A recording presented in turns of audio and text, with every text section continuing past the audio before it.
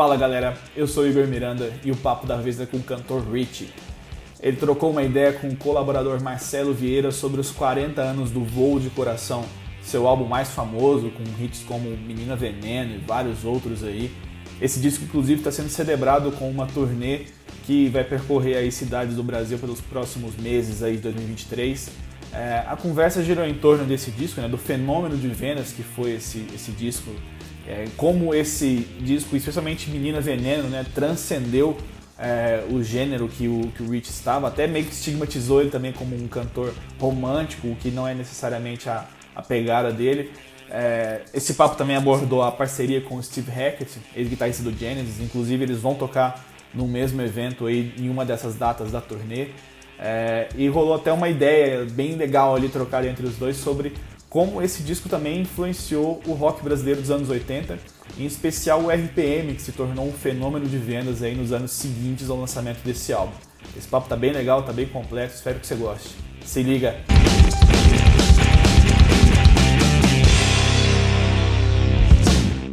Muito feliz de estar aqui falando com você. Você é um verdadeiro ícone da nossa música aí, para falar de um disco tão icônico e de um momento tão especial aí da tua carreira, né? Obrigado, Marcelo, pelo convite. E realmente a gente está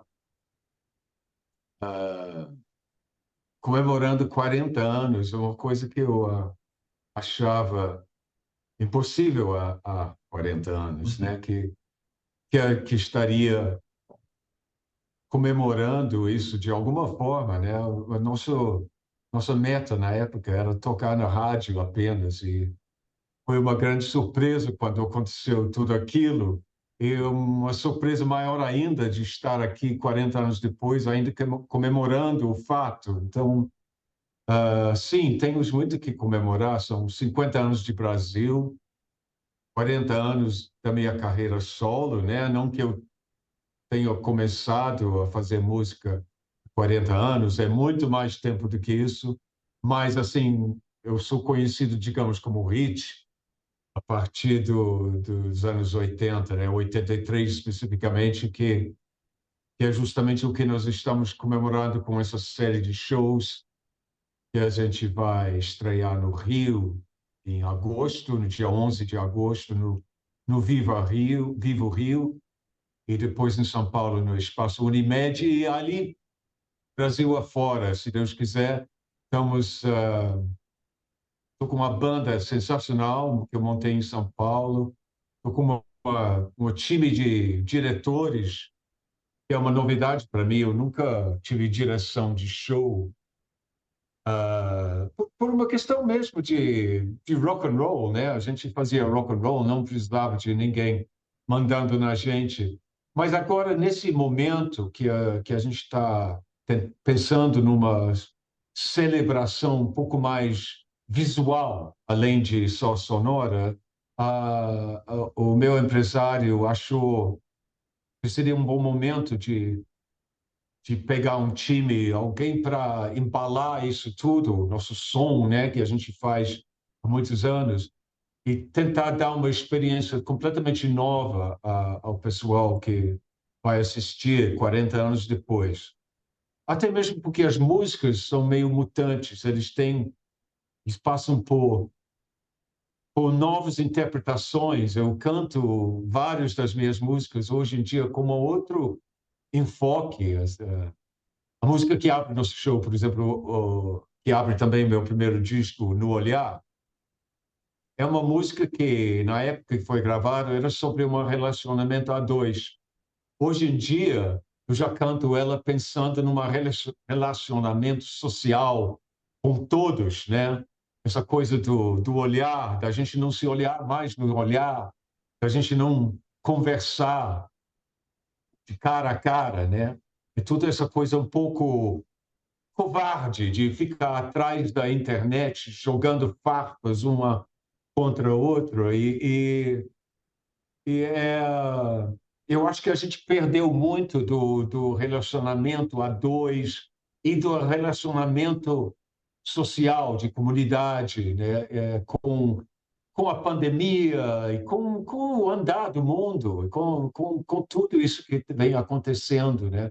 Então, no olhar, para mim, agora é uma espécie de manifesto desse reencontro, né? Vamos nos olhar olho no olho, né? Não é mais sobre duas pessoas tentando acertar a sua relação, é sobre a gente querendo salvar nossa humanidade. Então, as músicas elas são mutantes nesse sentido, né? A letra do Bernardo Vilhena, eu não duvido que há 40 anos atrás ele tenha pensado em tudo isso que eu estou falando agora, mas ostensivamente era uma música apenas sobre uma relação de um casal. Então, é um momento especial para mim, sim, de um novo encontro com um público novo que vem se renovando. O que me surpreende é olhar do palco para a galera e não ver um monte de sessentões, né? Mas ver a galera mesmo, pessoas de todas as idades, teenagers, adolescentes, gente com seus pais, que provavelmente eram as pessoas que compraram o disco há 40 anos atrás e agora passou de geração a geração.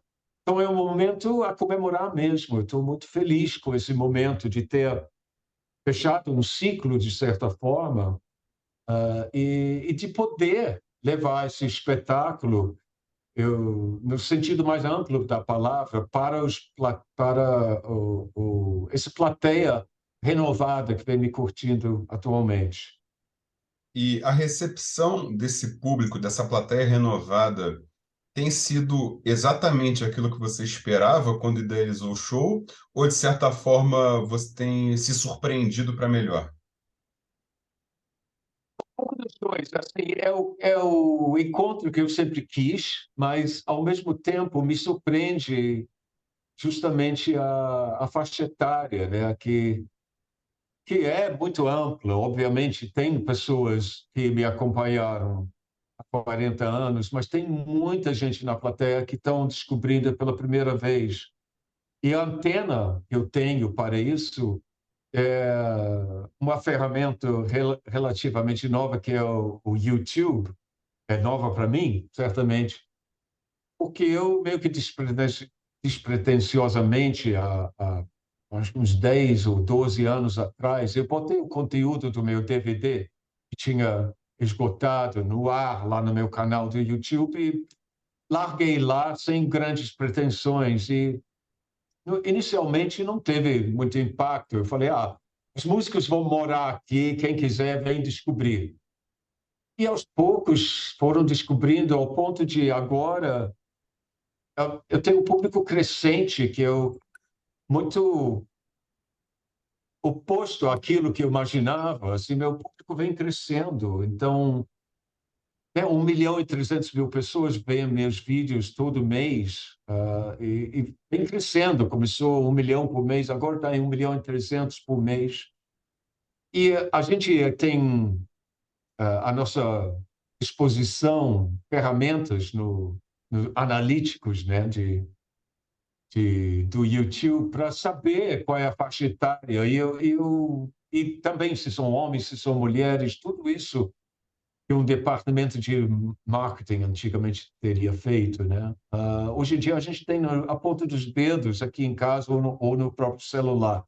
Então, são novas ferramentas que eu estou aprendendo a usar e acompanhar, porque é um termômetro do que está acontecendo, é uma coisa que não é mais uma questão de jogar no escuro. Eu já sei que tem esse público entusiasta e ávida por é uma plateia ávida por me reconhecer, para estar junto, para comemorar esses 40 anos. Então, sim, me surpreendeu e continua me surpreendendo, e eu estou muito feliz de estar pisando no palco e não fazendo apenas um show de nostalgia. Pelo contrário, é um show moderno, um show que vai trazer muitas novidades para quem tiver a disposição para comparecer, né? A gente abre aqui no Rio em 11 de agosto e depois vamos Brasil afora, começando com o sul e sudeste. do país, tocando em teatros inicialmente, mas eu pretendo participar de festivais e tentar botar esse trem na estrada mais uma vez. Na estrada, não, nas trilhas, né? Do trilho. E nas É, trilhas, por que não?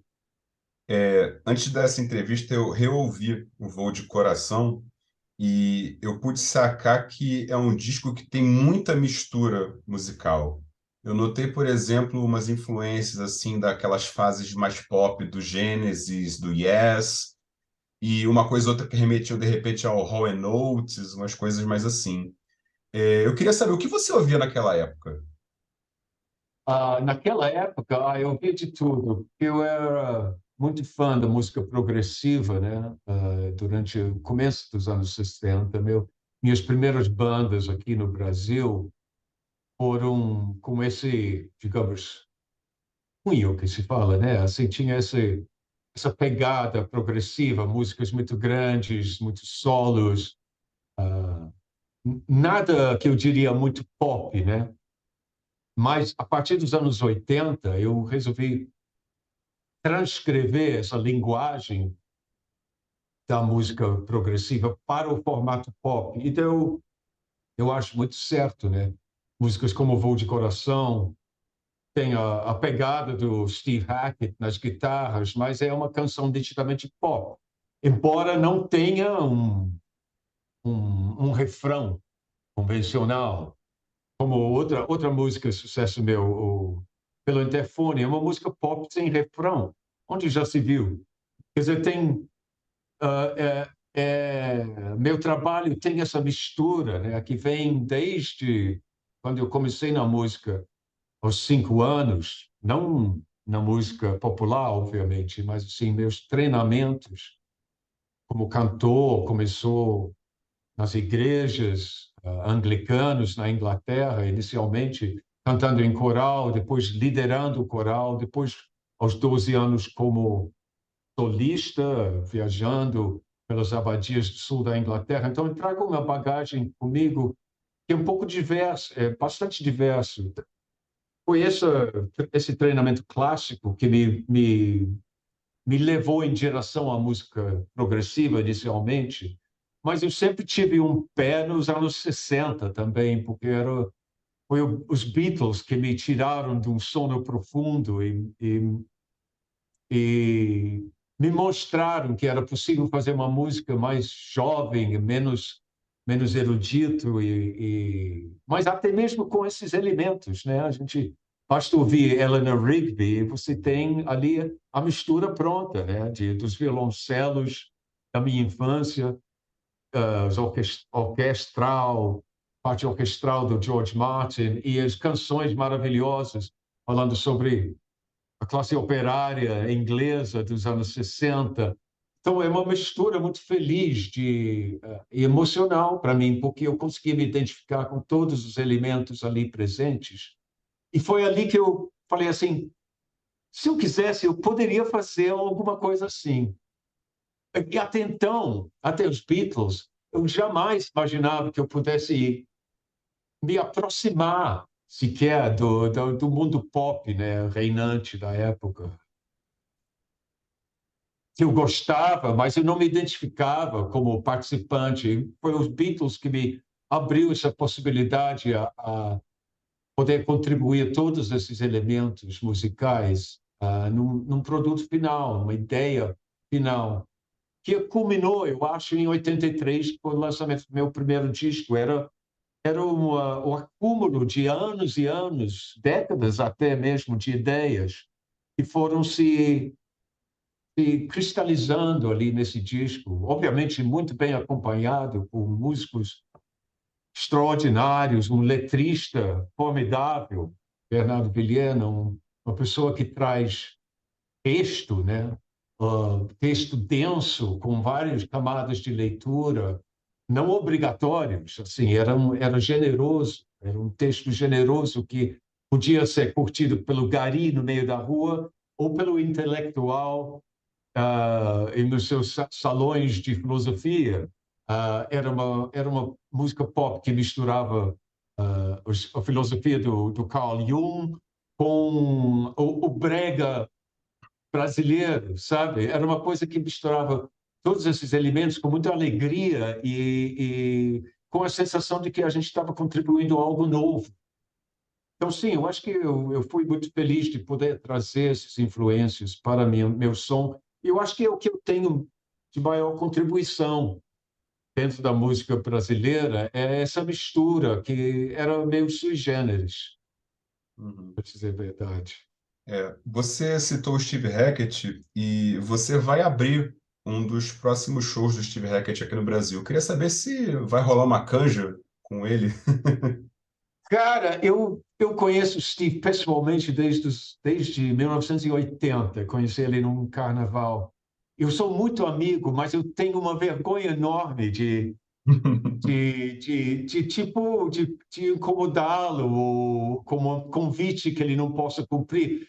Deixa eu explicar melhor o que está acontecendo. Quando o Steve vem aqui agora em agosto também, a gente vai tocar juntos na praia de Niterói, né, dentro da festa de comemoração dos 450 anos da cidade. Então, é uma festa aberta ao público, para você que não possa ir no, no, no Vivo Rio, por acaso, ou você não se incomoda com um pouco de desconforto ou de estar ao ar livre no meio do inverno. Assim, estaremos lá. Eu não sei se eu vou abrir, se ele vai abrir, ainda está se discutindo isso. O problema é o seguinte: se eu abrir, que é o mais provável, é pouco provável que o Steve venha para o palco tocar antes dele se apresentar. E se o contrário acontecer, é provável que a gente entre tão tarde que ele esteja muito cansado para voltar ao palco. Então, eu não vou prometer nada, tudo é possível. Temos o mesmo empresário, não é uma questão politicamente inviável, é só uma questão de logística. E eu não quero também colocar o Steve numa saia justa de ter que aceitar algo que ele não esteja confortável. Então, eu estou aguardando. Ele sabe que eu vou abrir para ele, ele sabe da nossa conexão, obviamente. Eu estou meio que aguardando o convite vir dele Uhum. antes de eu convidá-lo, assim, porque eu sinto que é uma coisa que possa ter um problema ou outro de logística. Mas vamos torcer. Seria lindo, né? Seria Seria assim. lindo. Eu queria que Realmente. você compartilhasse comigo quais são as memórias mais marcantes da época em que o Voo de Coração foi lançado. Eu só posso dizer uma coisa aqui, porque passado o momento inicial de tocar em televisão, fazer coisas de rádio e tudo mais, a gente foi para a estrada. E eu fiz 139 shows em um período de um pouco menos de um ano, bem menos que um ano, mas assim, um pouco espalhado. Teve alguns breaks, mas a gente fez 139 shows com a mesma banda, viajamos a América Latina toda. E é o que eu mais lembro dessa época. Eram as plateias, né, lotadas, as meninas desmaiando e sendo carregadas para fora do recinto pelo palco, porque a casa era tão cheia que não tinha outras saídas a não ser pelo palco. Então, casas que cabiam 5.000 pessoas, com 8.000 pessoas lá dentro, ou até mais. Assim, então, eu me lembro do calor humano e do calor físico, né? Que eram esses shows. E eu com aquela roupa de couro que eu tinha adotado como figurino, eu não sei que loucura que foi essa, mas foi tão marcante que as pessoas meio que exigiam aquela roupa no palco. E olha que eu sofri bastante, viu? Lá no norte, nordeste, derreti. Tinha uma hora que aquela roupa ficou em pé sozinho, de tanto, de tanto transpirar e deixar para secar. Então, minhas lembranças são essas, muito carinhosas. As plateias, assim, ensandecidas, todo mundo cantando junto, 22.000 pessoas em Ilhéus, me vendo, assim, numa época em que não havia festivais, em que não... Isso era tudo muito novidade, né? A gente desbravejando as matas para abrir caminho, ia tocar em cidades que nem guitarra elétrica tinha ouvido, né? Então, era uma época meio pioneiro, assim. Eu gosto de pensar que a gente abriu caminho para o rock nacional ao criar esse circuito, né? Aí depois as bandas vieram de Brasília, e já foi um outro Uhum. capítulo muito importante dessa história, mas que eu acho que, de certa forma, começou um pouco com a gente. E quando eu digo a gente, eu estou falando dos meus colegas do Vimana, né? Porque dali, em 75, que a gente formou uma banda junto de música progressiva ainda, mas ali tinha Lulu Santos, tinha Lobão na bateria e eu no canto, assim, tentando aumentar nosso público para além dos alguns centenas de pessoas, cantando muita coisa em inglês, né? E pensando qual seria o próximo passo. Eu acho que o Lulu foi o primeiro a perceber que se a gente quisesse crescer, a gente tinha que achar um formato que tocasse nas rádios, que era muito difícil com nossas músicas de 7 minutos e meio de Uhum. duração, ou até mesmo mais, com muitos solos. Então, as gravadoras fugiam da gente como da cruz, né? Assim, era uma... Não, esses caras aí nunca vão tocar. E mesmo quando a Menina Veneno foi apresentada, que tinha 5 minutos, o que eu mais ouvia na gravadora era isso não vai tocar em rádio, porque você tem que tirar 1 minuto e meio disso aí, porque não vai tocar. Claro que a gente sabe agora que foi justamente o contrário que aconteceu. Não por causa da duração da música, mas porque os radialistas puderam pegar aquela introdução de quase 1 minuto e meio e falar por cima, apresentando seus shows, né? Bom dia, aqui eu sou fulano de tal, da Rádio Fulano. Sim, estou com vocês até as 3 horas da tarde. Estamos abrindo esse dia lindo com o som do Richie aqui, Menina Veneno. Aí começaram a cantar. Então, eles usavam aquela introdução imensa e também a saideira imensa no final do show. Qual o resultado? Tocavam 2 vezes em cada show de rádio. Então, isso já era Uhum. maravilhoso, né? Era o dobro da cota, digamos, que a gente teria Uhum. naqueles momentos. Então, eu me lembro de ter quebrado tabus e de ter curado o que seriam as fórmulas, né? Para fazer uma das músicas mais bem-sucedidas dos últimos 40 anos. É incrível. Eu estava vendo outro dia o Billboard dos 100 discos mais executados em rádio e tocados naquela época. Aí eu vi a lista, né? Ah, tem Billie Jean, tem Beat It, tem Every Breath You Take, tem Coração de Estudante, tem Como uma Onda do Mar. E lá no topo, acima do Michael Jackson, tem Menina Veneno, a música mais executada do ano, assim, entre os nacionais e internacionais. Não só execução, mas venda também. E olha que o Michael Jackson é da minha gravadora, mas eu fui, naquele ano, foi prioridade total, porque contra todas as expectativas, as minhas, inclusive, aquele disco vendeu que nem pão quente. Uma loucura. Muito além das minhas expectativas de professor de inglês, né? Pacato professor de inglês que bota uma música no ar. Eu achava que 2 meses seria lindo. Se tocasse por 2 meses, nossa, estaria realizado. Toca até hoje, Estamos né? aqui 40 anos depois, Uhum. ainda comemorando o fato. Então, me sinto muito, muito privilegiado, acima de tudo, por ter feito esse sucesso num país que não é o meu, né? Isso é uma honra enorme, né? Fazer parte da música brasileira, que Uhum. para mim é uma das culturas musicais mais ricas do planeta. Assim, vamos ser claros com isso.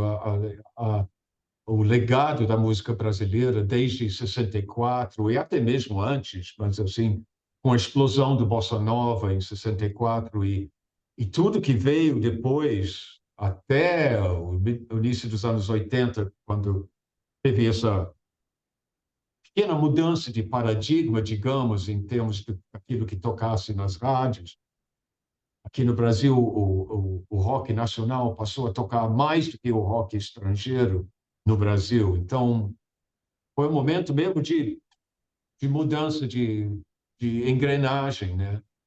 E eu estou muito feliz de ter estado naquele momento, com a música certa, naquela hora certa, porque tem muito isso também, da sorte de você estar no lugar certo, na hora certa. E eu acho que eu tive essa graça de seguir o estouro da Blitz, né, com um produto que era também não derivativo daquilo, mas que trazia novidades em cima daquela ideia do rock nacional e tentava mesclar com tudo aquilo que eu aprendi a fazer e a não fazer quando eu era roqueiro progressivo, assim, tentando chutar contra as paredes, né, dar soco em ponto em murro em ponto de faca, né, que se fala aqui, dar Uhum. murro em ponto de faca, que era nossa sina, né, naqueles anos de chumbo. Você sente que, em razão do grande sucesso que foi Menina Veneno, você acabou, de certa forma, sendo estigmatizado como um cantor romântico? Olha, é inevitável que quando você lança uma música, você deixa de ser o dono, né? Ela passa a ser domínio público e as pessoas fazem o que querem com aquilo. O que aconteceu naquele ano era que era ainda 83, vamos lembrar, não tinha MTV, não tinha internet, nada disso, não tinha telefone celular, nada disso. A gente contava quase que exclusivamente com a TV aberta. E a TV aberta atingia a todos, todas as classes. Então, o gari, a empregada doméstica, o médico, o advogado, né, o psicanalista, pessoas privilegiadas, pessoas sem privilégio algum, todos eles se ligavam no Chacrinha aos sábados, na medida do possível, para ver aquela loucura toda, aquela sopa de cultura que era aquele programa anárquico, né? Assim, era impressionante aquilo. Eu me lembro quando eu vi pela primeira vez, eu falei, cara, que programa louco, né? Assim, a gente se acostumou com aquilo, mas vindo da Inglaterra, aquilo era transgressor demais, era anarquia na TV, né? Na Uhum. Inglaterra era anarquia in UK, anarchy in the UK, com Sex Pistols. Aqui era anarquia na TV, né? Com o Chacrinha. Então, o que que acontece? A minha música atingiu a todas as classes, digamos, através das novelas, através do Chacrinha, dos programas de auditório, era inevitável, era o único caminho. Então, depois, quando veio, digamos, a elitização da MTV, que jogou as pessoas mais privilegiadas para um lugar que era só deles, né? Eu estou falando dos filhinhos de papai que tinha TV a cabo, etc. e tal, que não era um privilégio universal no Brasil. Uh, não era todo mundo que tinha acesso. Eu mesmo só tive acesso à MTV logo depois. Ele foi em sinal aberto, eu acho que por uns tempos, mas pouco tempo. E isso fez com que a gente meio que rompeu com essa abrangência, né? E passou a ser consumido, no meu caso, mais pelas pessoas populares, né? Do que pela elite da MTV, que encarava a gente meio como, assim, artistas pop demais para o rock dos nossos tempos, né? E eu concordo, eu acho que a gente estava tentando fazer uma música moderna no momento de abertura política, em que era muito complicado você burlar a censura, uma série de coisas. E esse fator da TV aberta meio que obrigava a gente a fazer uma música mais digerível para a população toda. Uhum. Então, o rock da MTV era mais elitista nesse sentido. Ele pregava para um público mais privilegiado mesmo. O público que foi criado ouvindo rock internacional, etc. e tal. Então, a gente, ao mesmo tempo, muito ironicamente, éramos excluídos. Eu digo eu, Leo Janes, cantores, né, que surgiram no início, antes das bandas, Titãs e Paralamas, e Legião e tudo mais. A gente estava ali sozinhos, nos palcos do Chacrinha, fazendo o nosso som. Não demorou para as bandas chegarem, porque eles estavam ali já ensaiando há décadas nas garagens, né? Esperando uma oportunidade. E quando o Chacrinha abriu a casa para as novas bandas de rock, foi uma festa. E tanto, né? Mas sim, eu fui consumido um pouquinho, visto como popular, um pouquinho por esse fenômeno de transição, eu diria, entre a TV aberta e o TV a cabo, com seus nichos, né? O TV aberta era aberta a todos e o TV a cabo era para nichos, era para Uhum. quem tivesse dinheiro para pagar e para assim pessoas talvez com um pouco mais de instrução, pelo menos visava isso. O próprio formato do programa já meio que contava com um certo conhecimento além Uhum. daquilo que passava em TV aberta, né? Uhum. Eram as pessoas que estavam ouvindo LPs em casa durante a ditadura, que estavam ouvindo rock, estava em pleno voo, né, nos anos 70, final dos anos 60, e aqui a gente numa ditadura, mas tinha pessoas que Uhum. cultivavam aquilo em casa, então estavam todos prontos, só não tinha saída. E Uhum. os 83, 82 com a Blitz especificamente, e 83 logo em seguida comigo, com outros artistas dessa geração, a gente meio que rompeu essa fronteira e foi muito bom, mas teve essa tarja de romântico. Ele não é Uhum. rock, ele é romântico. Sou sim. Eu acho que uma das razões pelas quais nós estamos conversando aqui sobre minha música e não sobre a música de uma outra banda de rock daquela época é porque é uma linguagem universal, boy meets girl.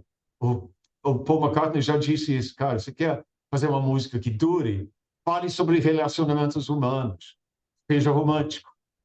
Estamos aí cumprindo ordens do homem.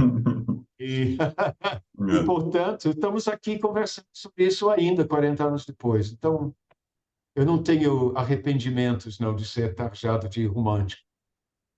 É, tem algum artista posterior à sua chegada e quando você ouviu, você sentiu que tinha alguma influência da sua música ali, na música que esse artista fazia? Eu acho que sim. Para mim foi RPM, logo em seguida, porque eu acho que no olhar, o próprio Paulo Ricardo me falou isso uma vez, não sei se foi ele, se foi o Schiavon, nos bastidores, alguém falou para mim, não, peraí, não foi eles mesmo, foi o Arthur Dapiev, crítico de música, que falou que se não existisse o no olhar, não existiria RPM. Eu acho interessante. Eu discordo, eu acho que a RPM teria acontecido, mas eu acho que no olhar, que é uma música nitidamente progressiva, que abre meu primeiro disco, assim, o Lulu solando loucamente na guitarra, né, o Liminha no baixo, todos nós, egressos da música do mundo progressivo, né, o Liminha com Mutantes e pelo menos com a encarnação, segunda encarnação pós-Rita Lee, dos Mutantes e outras bandas que estavam surgindo na época.